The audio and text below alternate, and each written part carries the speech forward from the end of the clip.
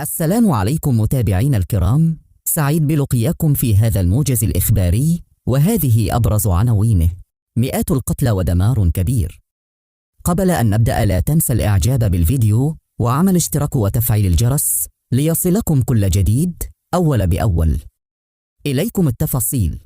زلزال بقوة 7.7 درجات يضرب فجر اليوم جنوب تركيا، قتل مئات الأشخاص وأصيب آلاف آخرون. ورفعت السلطات التركية حالة الإنذار إلى المستوى الرابع، وهو يشمل طلب المساعدة الدولية. وقالت إدارة الطوارئ والكوارث التركية إن زلزالا بقوة 7.4 درجات على مقياس ريختر ضرب ناحية بازاراجيك من ولاية كهرمانمرعش جنوب تركيا على عمق 7 كيلومترات فجر اليوم، في حين قدر المعهد الأمريكي للزلازل قوة الهزة الرئيسية ب7.8 درجات، وقدرها معهد رصد الزلازل الأوروبي ب7.5 درجات.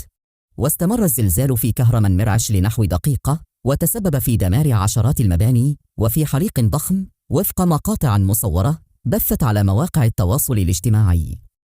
وقالت إدارة الكوارث والطوارئ التركية إنها سجلت 78 هزة ارتدادية، إحداها وقعت ظهر اليوم وضربت مجددا كهرمانمرعش، وبلغت قوتها 7.6 درجات.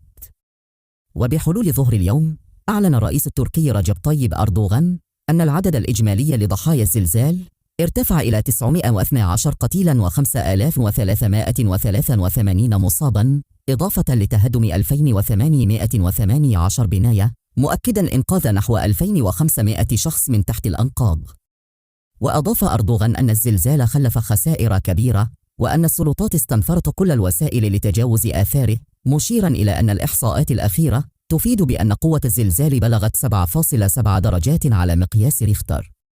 وقبل ذلك أعلن فؤاد أوقطي نائب الرئيس التركي أن الزلزال أسفر عن 284 قتيلا و2323 مصابا، وانهيار أكثر من 1700 مبنى. وقال إن السلطات بدأت بإرسال الوزراء وفرق الإغاثة إلى الولايات المتضررة، مشيرا إلى أن الكارثة وقعت في ظروف جوية صعبة. والمناطق التي وصل إليها زلزال تركيا إثر زلزال كهرمانمارش الذي تمركز في تركيا على عدد كبير من المناطق المحيطة الأخرى بالبلاد، بما في ذلك المناطق العربية، حيث شعر مواطن سوريا بهذا الزلزال، بالإضافة إلى أنه أثر على مصر، لبنان، العراق، اليونان وأرمينيا. لكن الخسائر في هذه الدول لم تكن كبيرة مقارنة بالخسائر التي تكبدتها دولة تركيا، حيث لم يذكروا وجود ضحايا أو أي من الخسائر المالية والمادية الكبيرة. وقال رئيس مرصد الزلازل في تركيا إن هذا الزلزال هو الأكبر منذ زلزال أغسطس 1999 الذي تسبب في مقتل 17,000 شخص، بينهم 1000 في اسطنبول.